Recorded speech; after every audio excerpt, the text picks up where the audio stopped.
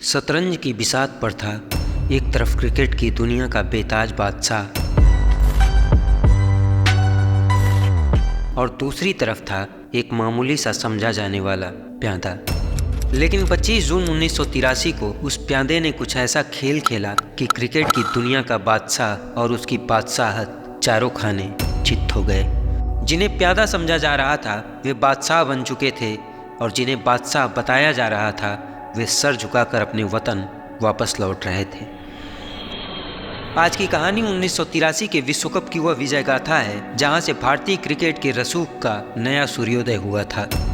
आइए आज हम 1983 के विश्व कप की उस कहानी के पीछे का संघर्ष और उस संघर्ष के दौरान होने वाले दर्द को आप लोगों के साथ महसूस करने की कोशिश करते हैं। 1983 में खेले जाने वाले उस विश्व कप के लिए भारतीय टीम जब इंग्लैंड पहुंचती है तो इंग्लैंड की नज़र में भारतीय टीम की स्थिति कुछ ऐसी थी कि टीम इंडिया को रिसीव करने के लिए वहां पर कोई बस भी खड़ी नहीं थी। Where is our team bus? No bus here for Indian team.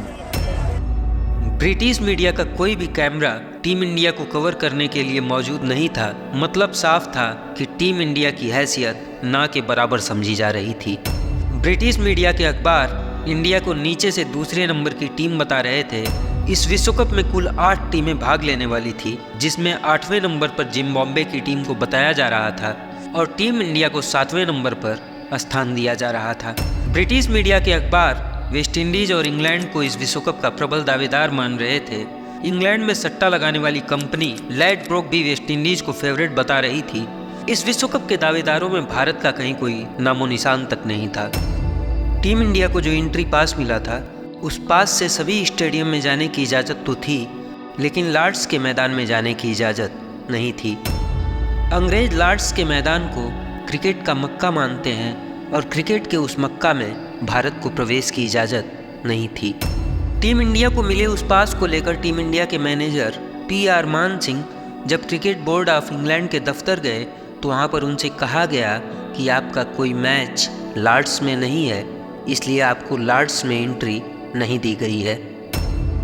फिर मान सिंह ने कहा, लेकिन इस विश्व कप का फाइनल मैच तो लॉर्ड्स में ही है ना। क्रिकेट बोर्ड ऑफ इंग्लैंड के दफ्तर में बैठे सभी कर्मचारी मान सिंह की इस बात पर हंसने लगे और उन्होंने मान सिंह का मजाक उड़ाते हुए कहा कि अगर टीम इंडिया फाइनल में पहुंचेगी तो हम पास इश्यू कर देंगे। ये सुनकर मान सिंह की आंखें भर आई। क्रिकेट की दुनिया में भारत की इस तौहीन से भारतीय टीम के मैनेजर का दिल तार तार हो रहा था। रूंधे गले और भरी हुई आंखों के साथ मान सिंह जब क्रिकेट बोर्ड ऑफ इंग्लैंड के दफ्तर से वापस लौटे तो कपिल देव सर ने पूछा, आप कहाँ चले गए थे मान भाई? सबक सीखने। क्या सब? यही कि 35 साल पहले हम लोग आजादी जीते, मगर इज्जत जीतना अभी बाकी है कप्तान। मान सिंह की बातों ने कपिल सर की आंखें नम कर दी थी। टीम इंडिया के तेज गेंदबाज बलविंदर सिंह संधू के पास जूते तक नहीं थे। उन्होंने फटा हुआ जूता पहनकर पूरा विश्व कप खेला था। ये फटा हुआ जूता बता रहा था कि उस समय भारतीय टीम और क्रिकेट बोर्ड ऑफ इंडिया किस कंगाली के दौर से गुजर रहा था। टीम इंडिया के खिलाड़ियों के पास इतने पैसे भी नहीं थे कि वे अपने कपड़े लॉन्ड्री में धुलवा सकें। पूरे विश्व कप के दौरान टीम इंडिया के खिलाड़ियों को अपने कपड़े खुद ही धोने पड़े थे। विश्व कप से पहले भारत को 4 वार्म अप मैच खेलने थे। 4 जून 1983 को भारत अपना पहला वार्म अप मैच खेलता है और इस वार्म अप मैच में भारत का टॉप ऑर्डर ताश के पत्तों की तरह बिखर जाता है। 82 रन पर भारत के 5 विकेट गिर चुके थे और कपिल देव सर जब आउट होकर जा रहे थे तो दर्शक दीर्घा में बैठे भारतीय दर्शक ही कपिल देव सर और टीम इंडिया का मजाक उड़ा रहे थे। ओ ये तो फुद्दू टीम है, ओ इनके सामने क्यों नाक कटा रहे हो? हम लोगों की इज्जत यहाँ मिट्टी में मिल जाती है। ओ एक मैच तो जीत के जाओ, एक कर। अपने ही देश के लोगों का इस तरह का व्यवहार कपिल देव सर की आंखें भर देता है।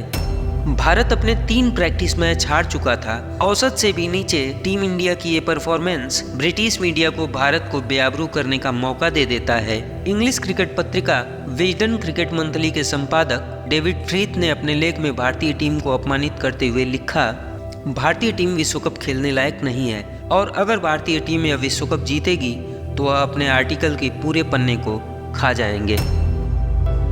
हम लोग जब इंग्लैंड पहुँचे, वहाँ के मशहूर क्रिकेट जर्नलिस्ट डेविड फ्रिथ, उन्होंने एक आर्टिकल में ये लिखा कि अगर इंडिया जीती तो then he eat his words, यानी वो अपने अल्फाज खाने के लिए तैयार थे। 25 जून को जीतने के बाद बहुत सेलिब्रेशंस हुए, एक हंगामा हुआ। मैं अपने कमरे में गए जब तक 4 बज गए। जब भी मैं बैठ के डेविड को एक चिट्ठी लिखा, मियाँ अब हम जीत गए हैं, अब आप अपने अल्फाज खाइए। 1 महीने के बाद 23 जुलाई को डेविड फ्रिथ लॉर्ड्स को गया। वहाँ जाके हाथ में वाइन का ग्लास लिया और जो आर्टिकल उसने लिखा था वो खा गया। ब्रिटिश मीडिया की बात तो छोड़िए, खुद क्रिकेट बोर्ड ऑफ इंडिया के विश्वास की बुनियाद इतनी कमजोर थी कि टीम इंडिया की वापसी का टिकट सेमीफाइनल मैच से 2 दिन पहले ही यानी 20 जून 1983 को ही कंफर्म करा दी गई थी। 22 जून को सेमीफाइनल मैच खेला जाना था और 20 जून को ही भारतीय टीम की वापसी का टिकट खुद बता रहा था कि खुद भारतीय क्रिकेट बोर्ड का भरोसा अपने खिलाड़ियों पर बिल्कुल रेत की नींव जैसे था। ये सारी चीज़ें, ये सारी परिस्थितियाँ, अखबारों की वो हेडलाइंस और सेमीफाइनल से पहले ही टीम इंडिया की वापसी का वो टिकट टीम इंडिया के कप्तान का दिल दहला रहा था। लेकिन पसीनों की स्याही से जो लिखते हैं अपने इरादों को, उनके मुकद्दर के सफ़ेद पन्ने कभी कोरे नहीं रहते। भारतीय टीम का वह कप्तान भी अब ठान चुका था कि जब हारना ही है तो हिम्मत से हारना है, लेकिन हिम्मत नहीं हारनी है। 9 जून 1983 को भारत और वेस्टइंडीज़ का पहला मैच प्रारंभ हुआ। विश्व कप के इतिहास में वेस्टइंडीज़ ने अब तक कोई पराजय नहीं देखी थी। वहीं पिछले 2 विश्व कप में भारत ने सिर्फ 1 जीत हासिल किया था, वह भी दुनिया की सबसे कमज़ोर टीम ईस्ट अफ्रीका के खिलाफ, जो इस विश्व कप में भाग लेने के काबिल भी नहीं बची थी। ऐतिहासिक आंकड़े बता रहे थे कि भारत की हार निश्चित है। ओल्ड ट्रैफोर्ड मैनचेस्टर में यह मुकाबला प्रारंभ होता है। वेस्टइंडीज़ ने टॉस जीतकर भारत को बैटिंग करने का न्योता दिया।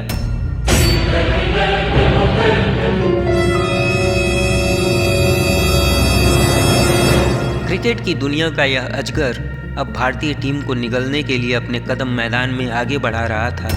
भारतीय ओपनर कृष्णामाचारी श्रीकांत जब सुनील गावस्कर के साथ भारतीय पारी का प्रारंभ करने गए तो देखा कि वेस्टइंडीज़ के विकेट कीपर जेफ डुजान विकेट के काफ़ी पीछे खड़े थे। तो श्रीकांत सर ने सुनील गावस्कर सर से पूछा, सनी, कीपर इतनी दूर क्यों खड़ा है? सनी सर बिना कुछ बोले मुस्कुराते हुए अपनी स्ट्राइक पर चले गए और माइकल होल्डिंग ने जब पहले ही ओवर की पहली गेंद 150 की रफ्तार से फेंकी और गेंद जब सुनील गावस्कर सर की आंखों के सामने से सटाक से बुलेट की रफ्तार से निकली, समझा? तो अब श्रीकांत सर की समझ में आ चुका था कि कीपर इतनी दूर क्यों खड़ा था। गावस्कर सर वेस्टइंडीज़ के गेंदबाजों को पहले खेल चुके थे, लेकिन श्रीकांत सर के लिए इतनी रफ्तार भरी गेंदों का अनुभव यह पहली बार था। Michael holding, Andy Roberts, Malcolm martial यह दुनिया के सबसे खूंखार गेंदबाज हुआ करते थे। इस पहले ही मैच में श्रीकांत सर का साहस माइकल होल्डिंग की रफ्तार के सामने दम तोड़ देता है और श्रीकांत सर सिर्फ 14 रन बनाकर अपना विकेट गंवा देते हैं। इसके बाद सुनील गावस्कर 19 और मोहिंदर अमरनाथ 21 रन बनाकर वेस्टइंडीज़ के गेंदबाजों के सामने घुटने टेक चुके थे। 24 ओवर की समाप्ति पर महज 76 रन के स्कोर पर भारत के 3 विकेट गिर चुके थे, लेकिन भारत की तरफ से अभी तक कोई भी बल्लेबाज एक बाउंड्री तक नहीं मार पाया था। इसके बाद भारत की पारी की कमान यशपाल सर ने संभाली और उन्होंने 89 रन की एक अविस्मरणीय पारी खेल डाली। यशपाल सर की इस जांबाज पारी की बदौलत भारत 60 ओवर में अपने 8 विकेट खोकर 262 रन के एक सम्मानजनक स्कोर तक जा पहुंचा था, लेकिन धुरंधरों से भरी वेस्टइंडीज़ के सामने 262 रनों का यह स्कोर कुछ खास मायने नहीं रखता था। Gordon Greenidge, Desmond Haynes, Viv Richards और क्लाइव लाइट जैसे विस्फोटक बल्लेबाजों से सजी इस टीम के लिए 262 रनों का यह स्कोर ऊंट के मुंह में चीरा के अलावा और कुछ भी नहीं था। लेकिन भारत का वह कप्तान भी अब मैदान में आने से पहले अपने खिलाड़ियों को इतिहास को पलट देने का संविधान पढ़ा रहा था। गार्डन ग्रीनिज और डेसमंड हायंस वेस्टइंडीज़ की पारी का प्रारंभ करते हैं और भारतीय गेंदबाज एक विकेट के लिए तरस जाते हैं। वेस्टइंडीज़ बिना कोई विकेट खोए 49 रन बना चुका था, लेकिन तभी 14वें ओवर में डेसमंड हायंस रन आउट हो जाते हैं। भारतीय खिलाड़ी इस रन आउट का जश्न मना ही रहे थे कि मैदान की तरफ तूफान के आने की आहट प्रारंभ हो गई। वेस्टइंडीज़ के दर्शक झूम रहे थे और भारतीय खिलाड़ियों के आंखों के सामने अंधेरा छा रहा था। एक ऐसा तूफान जो किसी भी टीम को अकेले उड़ा ले जाने की क्षमता रखता था। एक ऐसा विस्फोटक बल्लेबाज जिसके सामने दुनिया का हर दिग्गज गेंदबाज पानी मांगता था। एक ऐसा विध्वंस जिसके कहर से दुनिया की हर टीम खौफ खाती थी, और एक ऐसा डर जिसके अंजाम से उस जमाने में दुनिया की हर टीम डरी हुई थी।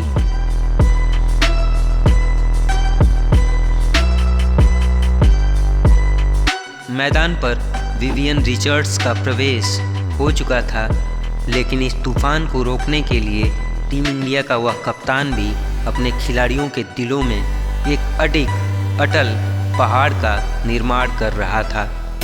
और कुछ इसी हाल और हालात में 56 रन के स्कोर पर वेस्टइंडीज़ गार्डन ग्रीनिज के रूप में अपना दूसरा विकेट खो देता है। बलविंदर सिंह संधू ने ग्रीनिज को अपना शिकार बना लिया था, लेकिन वो तूफान अभी भी मैदान में था। लेकिन उस तूफान के प्रारंभ होने से पहले ही बारिश प्रारंभ हो जाती है। इस मैच को अगले दिन के लिए टाल दिया जाता है। वेस्टइंडीज़ के खाते में थे 67 रन और भारत के हिस्से में आए थे 2 विकेट। अगले दिन जब कपिल सर की नींद खुली तो अखबारों की सुर्खियों में था कि बारिश ने भारत को एक भारी पराजय से कुछ घंटों के लिए बचा लिया। भारत के कप्तान ने जब उस खबर को देखा तो अखबार को उठाकर अपने जूते साफ करना प्रारंभ कर दिया। मतलब साफ था, दुनिया कुछ भी कहे, कुछ भी लिखे, लेकिन भारतीय कप्तान के इरादे अडिग और अटल थे। खैर, वह मैच जहां पर छूटा था वहीं से फिर से प्रारंभ होता है और रोजर बिन्नी ने वेस्टइंडीज़ के उस तूफान को, उस विध्वंस को पवेलियन का रास्ता दिखा दिया। महज 17 रन बनाकर तबाही मचाने आया वह तूफान अब चुपचाप जाकर पवेलियन में खामोशी के साथ बैठ जाता है। विव रिचर्ड्स का विकेट गिरने के बाद भारतीय खिलाड़ियों का जोश अपने चरम पर पहुंच चुका था और रोजर बिन्नी और रवि शास्त्री ने 3-3 विकेट लेते हुए पूरी वेस्टइंडीज़ की टीम को महज 228 रनों पर समेट दिया। भारत ने 34 रनों से वेस्टइंडीज़ के अहंकार को कुचलकर ब्रिटिश मीडिया और वहां के सट्टा बाजार पर कालिख पोतते हुए भारतीय खिलाड़ियों ने पुराने इतिहास के पन्ने को फाड़कर नया इतिहास लिख दिया था।